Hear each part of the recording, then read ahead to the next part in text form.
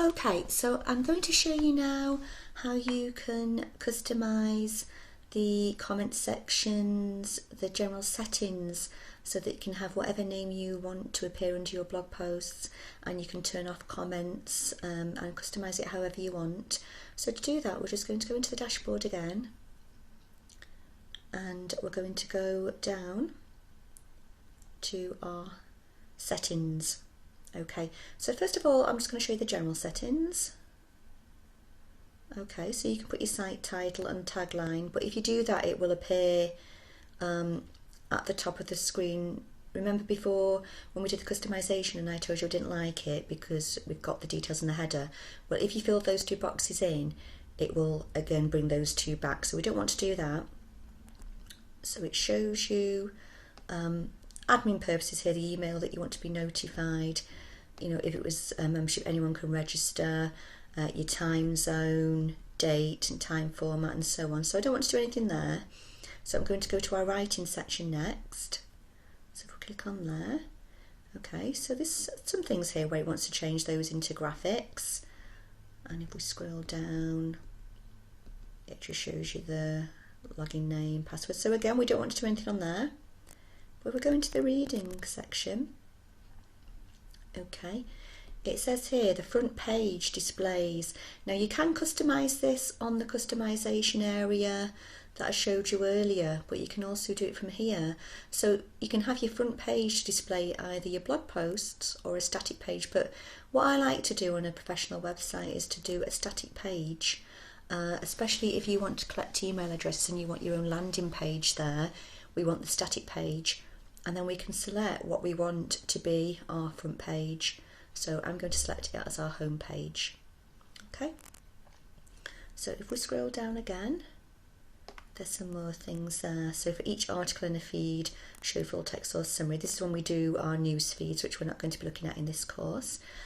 Here you can discourage search engines from indexing the site, but we definitely don't want to do that. Okay, so I'm just going to save the changes that I've made. Okay, I'm just going to scroll down and go into this discussion tab here, and this is where you customize things like comments. So we do want all these checked, okay, so allowing people to post comments and so on. If we scroll down here, I turn off the comment author must fill out name and email, because a lot of people don't want to fill out the email before they put a comment on your site. And in terms of SEO, again, which I'll go into a bit later, engagement on your site can help push your website up the rankings. So you don't want to deter people from commenting. So I'm going to take that out, and I'm not going to make them register or log in either. But what I am going to do is take off anyone posts a comment, because I don't want people putting anything on there. You know, people could be putting abusive comments on.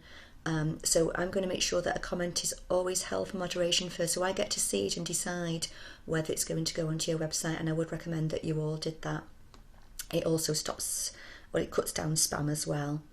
Okay, so I'm going to take out comment author must have had a previously approved comment as well. And then just put comment must be manually approved.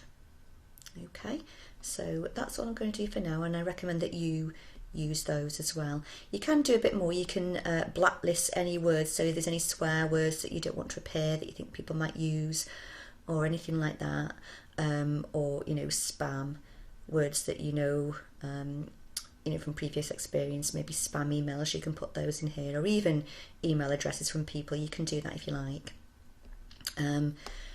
Again, you can change here the maximum ratings if you want it, and then you can scroll down, and you can have, when people don't sign in with their email address, so you don't know what their avatar is, you can have any of these to appear, but I quite like this one here for this website because it keeps with the blue theme there.